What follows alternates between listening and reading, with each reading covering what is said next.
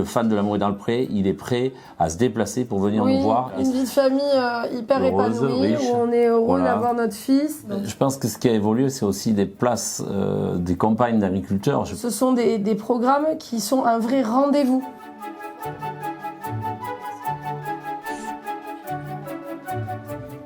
Alors moi, si je devais revenir sur un élément fort de notre saison, c'est le mariage de Thierry Olive. Parce que y avait 8000 personnes à Gavray, c'est une petite ville qui est pas énorme.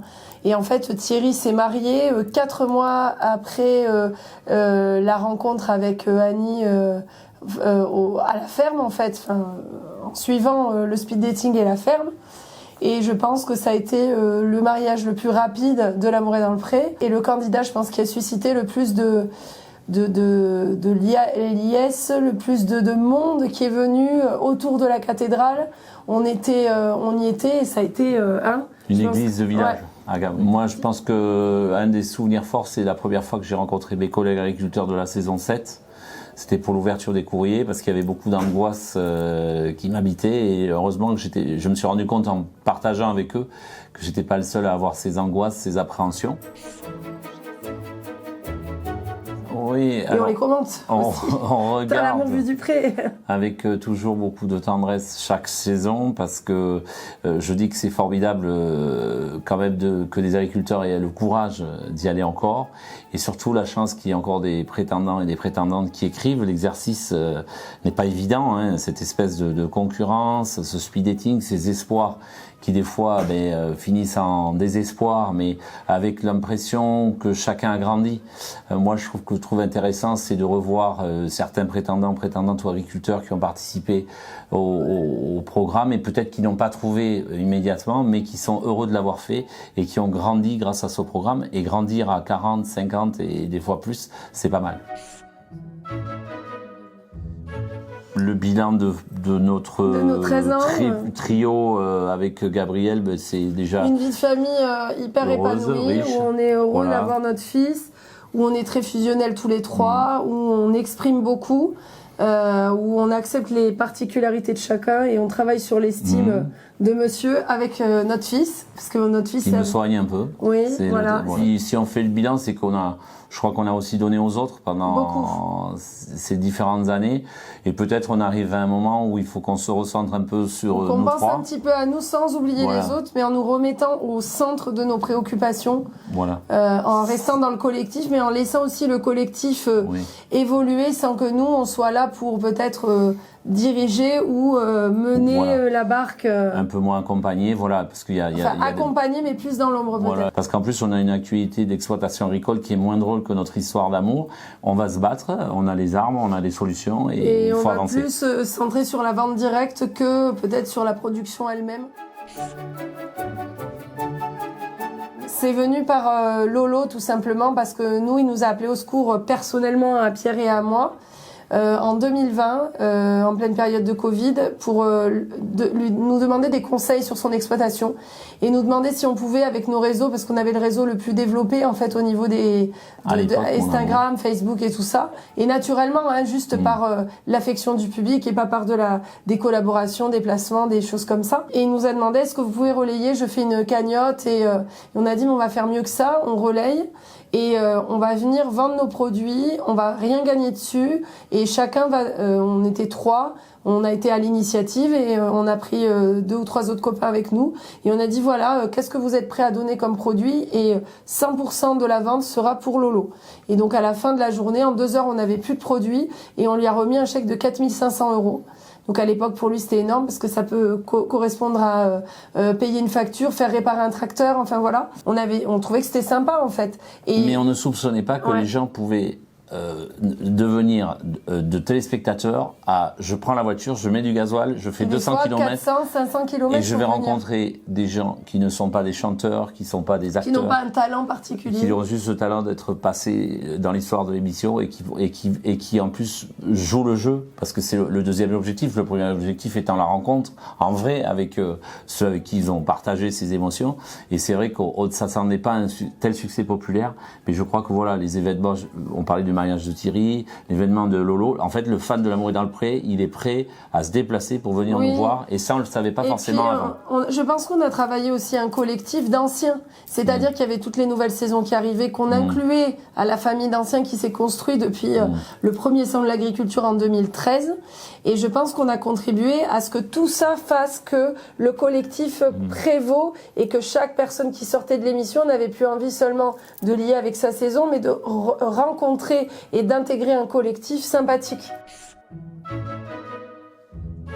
Je pense qu'avant, les premières saisons ne se rendaient pas compte, ne savaient pas vraiment comment ça fonctionnait, donc on était tous, on va dire comme un nouveau-né. Aujourd'hui, les nouvelles générations, pour certains, je pense, vont savoir comment ça fonctionne, l'après aussi. Et il faut pas qu'ils perdent de vue que l'après n'est qu'un effet, deuxième effet qui se coule.